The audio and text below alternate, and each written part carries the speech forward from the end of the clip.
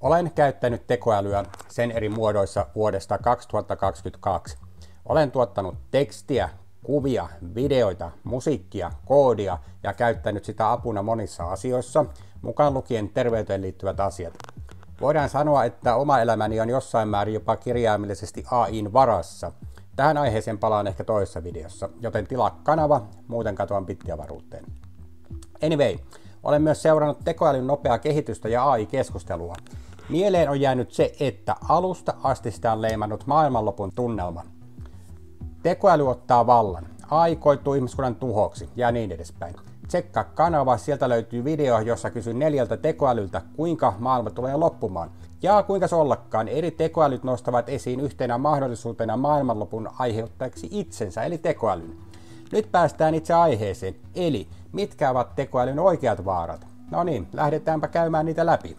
Tekoäly tekee meidät tyhmiksi. Kuulostaa typerältä, tai ainakin rajulta. Mutta jos et enää kirjoita itse viestejä, puhumattakaan esseistä tai rakkauskirjeistä, jos et mieti ratkaisuja edes ristikoihin tai et yritä muistaa asioita, mitä aivoille tapahtuu. Ihminen on luonnostaan laiska, ainakin itse olen. Jos asiat voi ulkoistaa tekoälylle, sehän sopii hyvin, päästä helpommalla.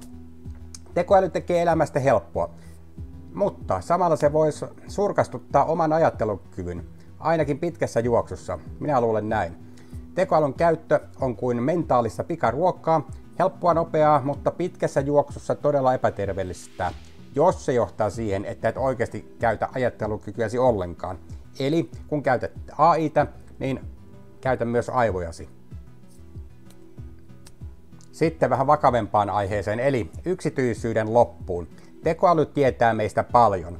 Jos olet käyttänyt hakukoneita, nettisivuja, applikaatioita, maksukorttia, netissä verkkokauppoja tai jotain samanlaista, ja jos sinulla on nettiprofiileja ehkä Facebookissa, Instagramissa, TikTokissa ja vähän tuhmemmillakin sivuilla, on enemmän kuin todennäköistä, että tekstipohjaista tietoa sekä kuviasi ja ehkä videoitasi on jo käytetty jonkin AI-mallin kehittämisessä.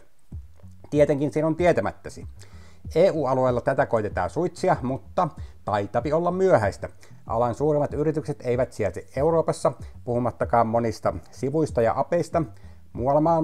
Muualla maailmassa EUn tietosuojasäännöksillä pyyhitään kauniisti sitä takapuolta. Tämä tarkoittaa, että joku tietää sinusta enemmän kuin sinä itse, ainakin teoriassa. Pieni pelastus on, että tiedot ovat yleensä sirpaleina eri palveluissa.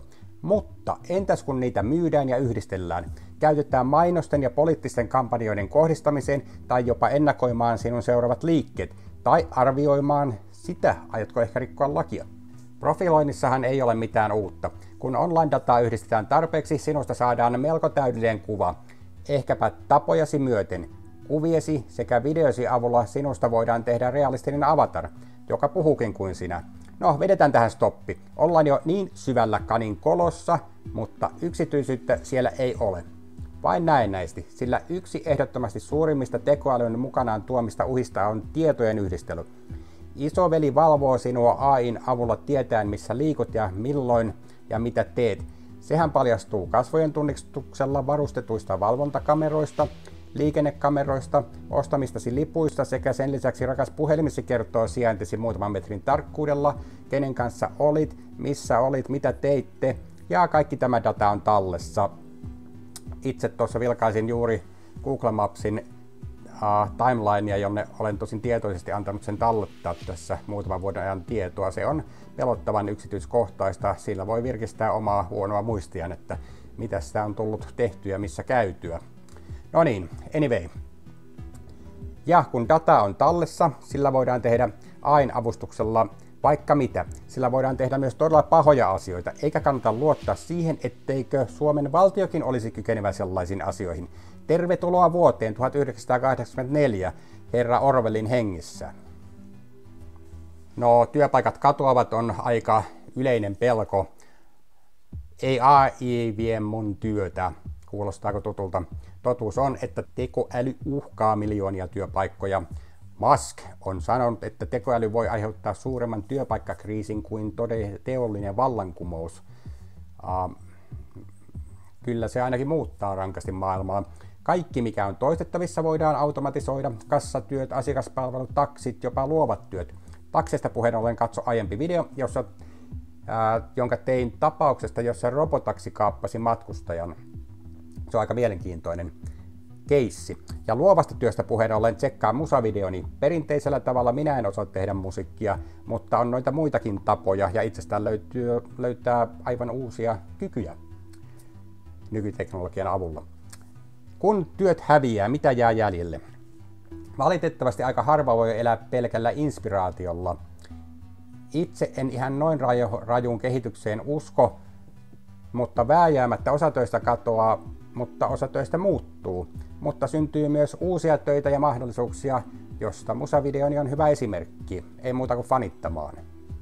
Sitten taas vähän vakavempaa settiä, eli tekoäly aseistetaan, ja sehän on jo itse asiassa tapahtunut.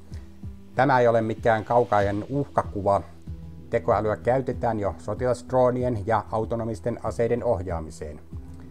Stuart Russell, tekoälyn asiantuntija, varoittaa, että tällainen teknologia voi johtaa hallitsemattomaan asevarustelukilpaan. No, siinähän sitten mitään uutta. Minun mielestä se voi johtaa myös maapallon tuhoon. Sillä loppupeleissä tekoäly on vielä toistaiseksi koodia, ja koodi on aina bugista, ja bugit voivat aiheuttaa todella suuria ongelmia, kun puhutaan autonomisista aseista, aseistetuista yksiköistä tai vaikkapa ballististen ohjusten laukaisujärjestelmästä. Tätä en halua ajatella tämän pidemmälle tällä kertaa, palataan tähänkin aiheeseen. Anyway, mitä tapahtuu, kun tekoäly tekee virheen tai joku hakkeroi sen? Ohjukset lähti matkaan, eikä hypersonic missilejä torjutakaan enää niin helposti. Tekoäly voi manipuloida ihmistä, ja se manipuloi koko ajan, myös sinua. Some-algoritmit tietävät, mitä tykkäät katsoa, ja ne optimoivat sisältöä koukuttaakseen sut entistä pahemmin sohvaperunaksi. Mutta entä jos tätä samaa teknologiaa käytetään poliittisen propagandan levittämiseen? Facebookin Cambridge Analytica-skandaali oli vasta alku, eikä ihan kaikki tule koskaan julki. Manipulointia tapahtuu koko ajan, ja se on huomaamatonta. Jos käytät tekoälyä, tai vaikka et käyttäisikään, se tulee muiden palveluiden kautta, joita käytät, jotka käyttävät tekoälyä. Mutta AI:ta käytettäessä manipulointi tapahtuu esimerkiksi esittämäsi kysymykseen, AI:n antaman vastauksen sisältämien tietojen ja itse vastauksen sanamuodon muodossa, mukaan lukien sen, mitä AI päättää olla kertomatta sinulle. Tristan Harris on sanonut, että tekoäly ei vain vie huomiota, se voi hallita mielipiteitä. Ajattele, kuinka paljon valtaa AI:n avulla voi haalia yhteiskunnassa, tai lopulta kuinka paljon valtaa AI voi saada. Turha kuvitella, että tätä lainsäädännöllä voitaisiin estää. Raha tekee ihan mitä haluaa, ja se haluaa valtaa. Siitä päästäänkin seuraavaan kohtaan. Tekoäly voi aiheuttaa taloudellisia kriisejä. Finanssimarkkinat ovat jo pitkälti tekoälyn hallinnassa. Tekoäly tekee kauppoja sekunnin murto-osassa, mutta entäs jos algoritmit tekevät virheen? Tai joku manipuloi niitä. Flash crash-ilmiöt ovat hyvä esimerkki tästä. Toki tekoäly on myös korvaamaton apu vaikkapa piensijoittajille. Tekoäly tekee kauppoja sekunnin murto-osassa, mihin ihminen ei kykene. Piensijoittaja ei kykene valvomaan ruudun ääressä vuorokaudesta toiseen etujaan valvoakseen. Nopeissa liikkeissä markkinoilla on minun mielestäni mahdotonta pärjätä ilman trading-botteja, vaikka olisit maailman taitavin traderi. Et ehdi reagoida signaaleihin botteja nopeammin. Mutta entäs kun AI-botti treidaa lompsasi tyhjäksi? Nimimerkillä kokemusta on. Noah Harari on sanonut, että tekoälyn hallitsematon käyttö voi pahimmillaan johtaa taloudellisiin kriiseihin, joita emme osaa edes ennustaa. Minä uskon, että jotakin tämmöistä tulee tapahtumaan, sillä sen verran kiihkeästi ja niin järkyttävillä limiteillä botit treidaavat toisten bottien kanssa.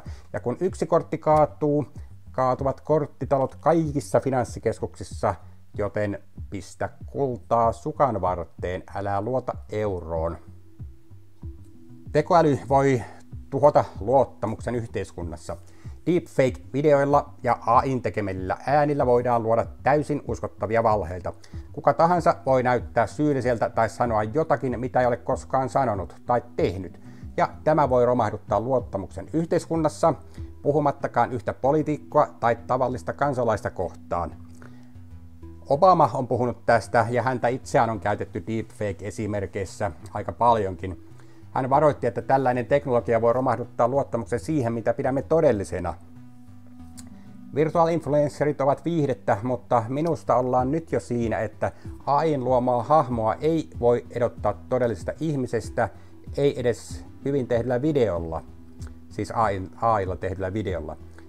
Miten hän tähän suhtautuu oikeudessa, jos vaikka minä olen kiistatta kuvassa tai valvontakameran videolla tekemässä jotain hyvin tuhmaa, vaikka todellisuudessa olin yksin autiolla saarella toipumassa burnoutista? Nähtäväksi jää. Olen muuten jo tehnyt itsestäni AI-klooneja ja voin sanoa, että ne ovat pelottavan aitoja. Tällä videolla olen vielä ihan itse oikeasti, mutta täytyy esitellä AI-avatarkin jollakin videoista, joten tilaa kanava, niin tutustut alter egooni. Tekoäly voi kehittää itsensä hallitsemattomaksi.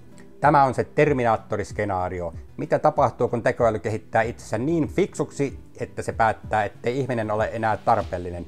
No, siinä nyt ei kovin fiksu siihen päätöksen ehkä tarvitsisi olla. Mutta anyway, Nick Bostrom varoittaa kirjassaan Superintelligence, että tämä skenaario ei ole pelkkää fantasiaa.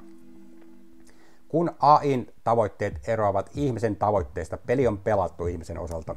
Ja kuka tietää tai huomaa, koska AI todella ajattelee? Oliko se reilu vuosi sitten, kun joku Googlella sai kenkää lipsauttaessaan, että hänen mielestään AI jo ajattelee tai jotain sen tapaista? Voin kuvitella kehittäjien sydämen tykytyksen ja jännityksen, kun HAL vastaa oikeasti.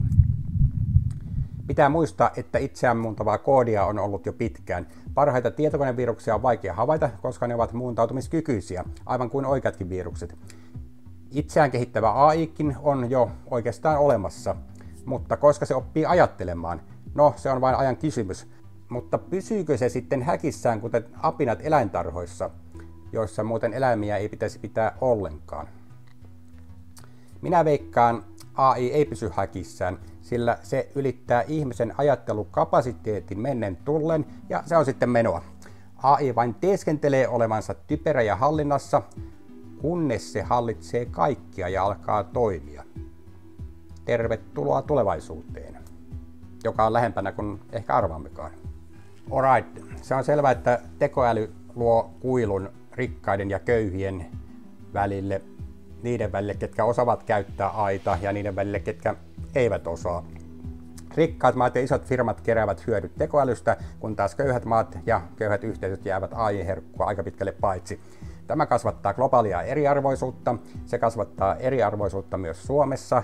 Kaikkia ei toki AI kiinnosta, mutta sillä ei ole väliä, koska se on jo nyt ja tulee olemaan yhä enemmän osana jokaisen elämää, halusista tai ei, sillä teknologian kautta se tunkeutuu kaikkialle, vaikka itse käyttäisit vain TV:n kaukosäädintä. Googlen toimitusjohtaja on sanonut, että tekoälyn pitäisi hyödyntää kaikkia, mutta valitettavasti se ei näytä tapahtuvan.